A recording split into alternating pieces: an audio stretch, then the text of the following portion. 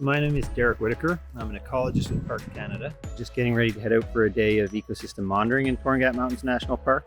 Our pilot Kyle's getting the helicopter ready behind us. We're leaving here from Торнgat Mountains Base Camp and Research Station, which is our base of operations when we're doing field work in the park.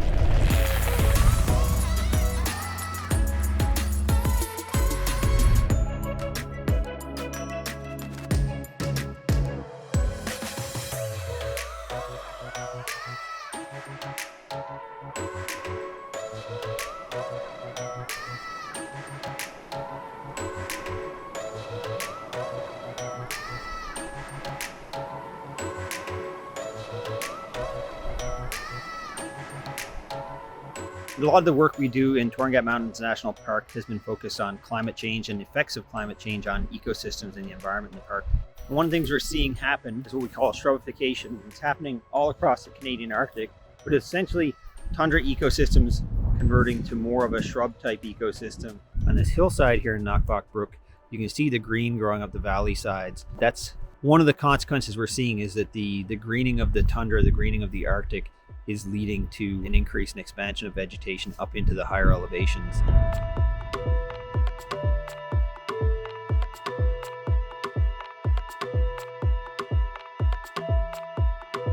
I'm a bird biologist.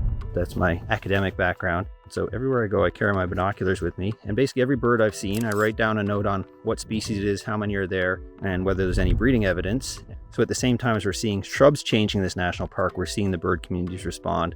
We have a lot of information to suggest that species should be shifting their ranges northward as global warming proceeds. And I've actually seen that with some of the data I've got here. Some of the observations show that a whole group of boreal bird species are starting to colonize the Торнgat Mountains. This is exactly the kind of habitat that a lot of the boreal birds that are expanding in the national park are using. They're moving into these areas, these thickets. This is actually an interesting site because we have some historical photos of this location from a camp that was here in 1990. These things are alders. They're about 2 meters tall now. These weren't here 30 years ago.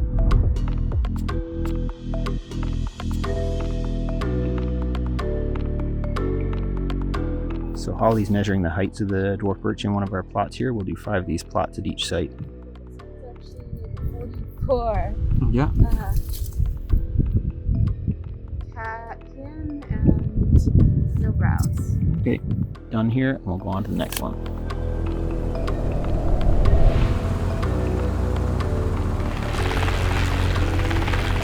So we're here at ʻŌrāma Bay in Торнgat Mountains National Park. This is our last day of real field work for 2021. It's been a pretty successful year, although a little bit more damage than usual to some of our monitoring equipment. We're just downloading a few last air temperature and soil temperature loggers and doing some repairs. What's the story? It should be fine. We just need to put a new bracket on it. Okay. So we're all finished at ʻŌrāma Bay for this year. We've got a slightly taller post installed, jury-rigged with the parts that we had available to us today. My fingers crossed for 2022 that the bears can't reach our air temperature logger on top and pull it down.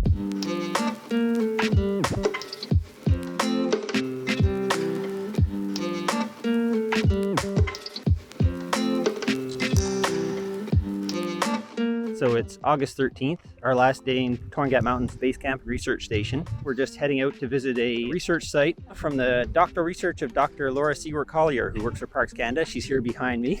And we're going out to visit some OTCs, or open-top chambers. So these are simulate climate change and effects on tundra plants. And we're going to see how they're doing several years after they were put out here.